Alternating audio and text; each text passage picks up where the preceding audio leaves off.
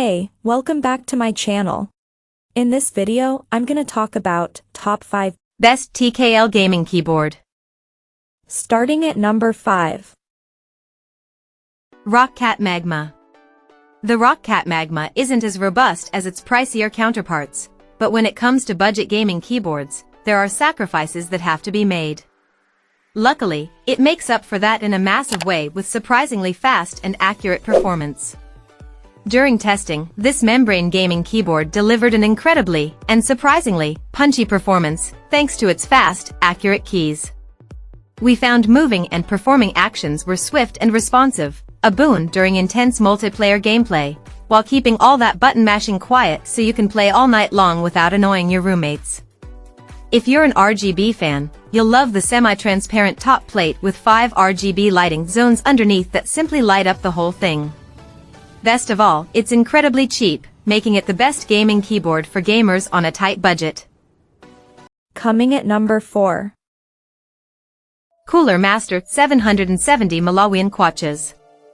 Cooler Master's 770 Malawian Kwaches isn't the cheapest gaming keyboard you can find, but $119 is a fantastic price for everything you get in this keyboard.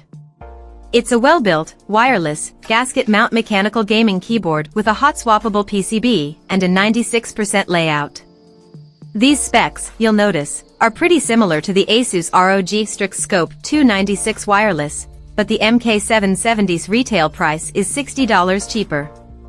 The 770 Malawian Kwaches comes in 2 colorways, Space Gray and Macaron, which is a unique pastel mix of mint green, light pink, and pale yellow. It features a sturdy plastic chassis with one set of flip-out feet for angle adjustment and double-shot PBT keycaps with shine-through legends.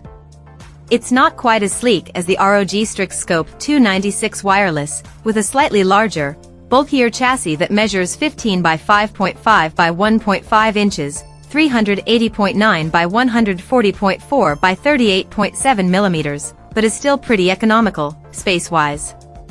It weighs around the same amount, 2.3 pounds, 1052 G. At number 3. SteelSeries Apex Pro. They're not for everyone, but if you don't need all the extra keys on full-size and TKL layouts, an ultra-compact 65 or 60% keyboard might be right for you. Mini keyboards drop everything but the absolute necessities. A 65% layout has no number pad, navigation cluster, or function row. A 60% layout also drops the arrow keys. Fewer keys means a much smaller footprint, perfect for gamers who want to angle their keyboards, have a smaller desk, or need something to travel with. But fewer keys also means you'll need pretty robust customization options, which is why the SteelSeries Apex Pro Mini Wireless is our favorite ultra-compact gaming keyboard.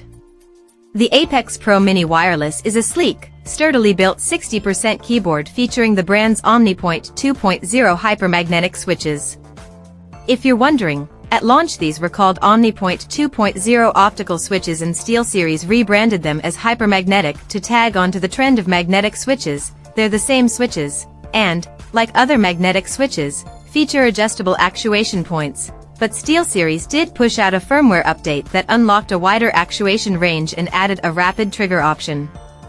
The Apex Pro Mini Wireless comes with a slew of preset secondary keybinds, which are conveniently printed on the sides of the keycaps and are relatively intuitive. And if you don't find them to be particularly intuitive, you can also remap almost every key, both primary and secondary keybinds. You can also set each key's actuation point and RGB lighting individually, if you want. Number 2 of my list. Razer BlackWidow V4. If you've got the desk space, a full-size gaming keyboard is absolutely worth it. The Razer BlackWidow V4 Pro is Razer's premium full-size wired gaming keyboard, and it's completely decked out with 8 dedicated macro keys/buttons, 5 keys, 3 side buttons, a tactile, multi-function command dial, and bright, immersive backlighting and underglow that extends to the included wrist rest. The BlackWidow V4 Pro is on the larger side, and it comes with a detachable wrist rest, so the full setup takes up even more space. It measures 18.25 by 6 by 1 inches, 464 by 152 by 25 millimeters, not including the keycaps, and the wrist rest is about 3.25 inches, 82.6 millimeters deep, making the full dimensions 18.25 by 9.25 inches, 464 by 235 millimeters. The wrist rest is a plush, padded leatherette that attaches magnetically to the keyboard and extends the keyboard's underglow via a 5-pin connection point. The keyboard's underglow has 18 programmable zones without the wrist rest attached, and the wrist rest adds another 20 zones for a fully immersive, seamless blend of color. The keyboard also has per key RGB, naturally. And number 1. Asus ROG Strix Scope.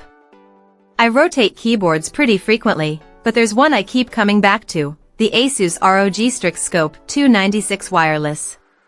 The ROG Strix Scope 296 Wireless is an excellent option for gaming, typing, and everything in between. It's well built and it feels fantastic. It has plenty of keys, including a 10-key number pad, but it won't take up too much desk space, and it's wireless with tri-mode connectivity and a whopping 1,500 hours of battery life, over 2.4 GHz wireless, with the lighting turned off.